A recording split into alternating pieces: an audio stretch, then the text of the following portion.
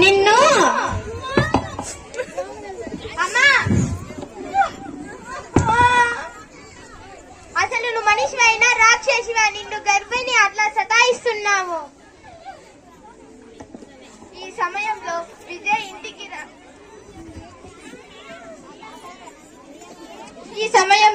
విజయ్ ఇంటికి రాకపోతే భారతి పరిస్థితి ఏంటి?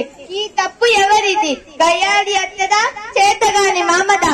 ప్రేమించి పెళ్లి చేసుకున్న భారతి విజయుడా? ఈ తతంగం అంతా చూస్తున్న మనందరిదా?